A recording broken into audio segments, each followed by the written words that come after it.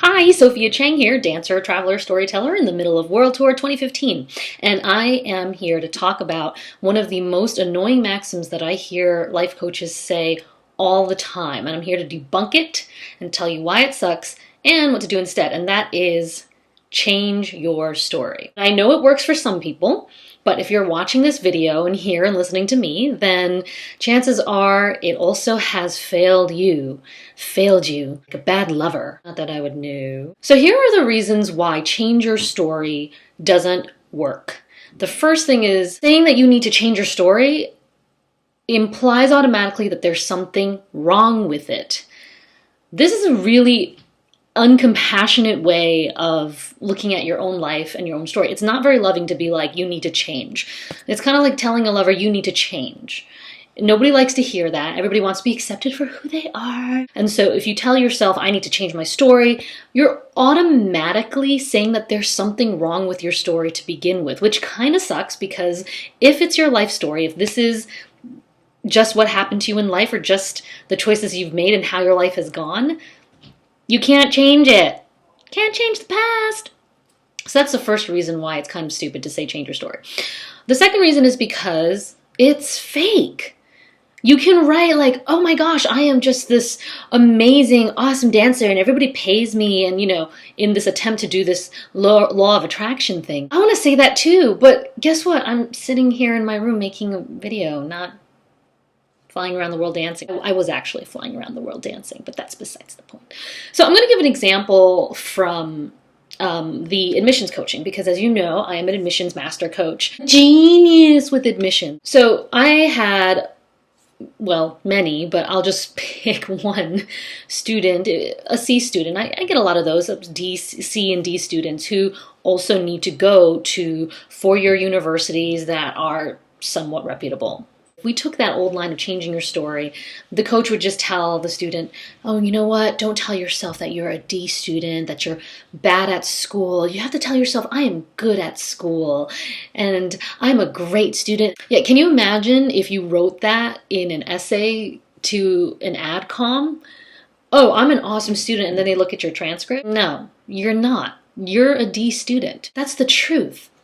Okay? Changing your story isn't gonna change your damn story. That's just the truth. But what you do instead, if you tell the rest of it, if you explain like, yeah, I'm a D student, but also you tell the story of how, yes, and when my mother had her bout of cancer, I actually had to leave school for 6 of those months, and I wasn't allowed to make up that work. You may not even have to have this horrible life story, but there are other things to your story. And if you just tell it, it paints that full picture. You cannot lie your way out. And that brings me to the third reason why change your story doesn't always work. It's because you cannot think your way out of a problem. You can't think your way out of a problem. That actually is a Sophia Changism. You could sit here and journal all you want and contemplate it on your own, and you can keep on spinning it in your own mind as much as you want. You can even hire me and talk to me ad nauseum about it, but if that's all that you're doing, it won't change your story. And changing your story is just another way to get stuck in your mind. There are more active ways, and through my experience with teaching for these past 11 years and leading people in workshops and privately, I have found that no matter how much you think it through, no matter how much you try to change your thinking, the most effective way is still taking action. So, what is the action that you can take? What's the alternative to changing your story? This one is going to knock you flat with its simplicity. Are you ready for this? You tell it. You just tell it. Okay, so this sounds really simple, right? There's a lot more than that. Telling your story isn't just writing it down, leaving it on your hard drive, shoving it into the drawer, putting it on the shelf, and that's it. That's not telling it. That's still journal. That is still mental masturbation, and you are still trying to think your way out of the problem. That is a first step of at least getting it out, vomit style. But telling your story is actually putting it out there in the world. Scary, I know. There are so many people, so many of you, and I know because you come up to me and you're like, I want to write a book. I've always wanted to write a book. Or you come up to me and you tell me your stories. I have been listening to your stories, and I've been hearing all the stories that you guys have. You guys have a ton. And as long as you don't tell them, they will weigh on you. Anne Lamott always said, it is a certain hell to not tell it, and it is your job to tell it. We are not put here to hold that inside. You could possibly save somebody's life, and if not save, change somebody's life by telling it. Somebody out there will say, I'm not alone. Oh my gosh, you think that too? We need you to tell it. You need you to tell it. There's an action to it. And I know people come up to me and they're like, I really want to do a TED Talk. I really want to hold this. I really want to publish this and get that out there. And it is so hard. And I know because I'm still scared. And even though I have been writing since I was maybe 6, so almost as long as I've been dancing, I won't say how long.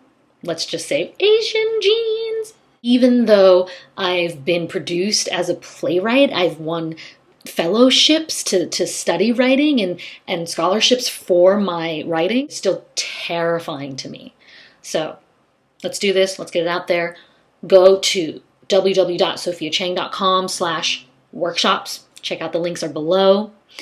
I'm putting together my writing workshops online for the first time in history. So I've led workshops in person, and those are super, super fun, but I want to bring it to the people who are not close by. But if you want to figure out if it's for you, go ahead and book a time on the Calendly link below. Book your little free chat with me.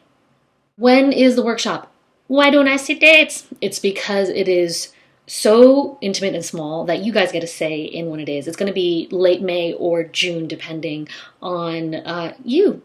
And I've got a lot of you coming from different parts of the world. So we're going to work out something that is fair to everybody. You will get your time with me one-on-one. You will finish what you started. You're going to finish a piece of writing, either a chapter for your book or an essay to put out there or your TED Talk, whatever it is, you will finish it when we're done.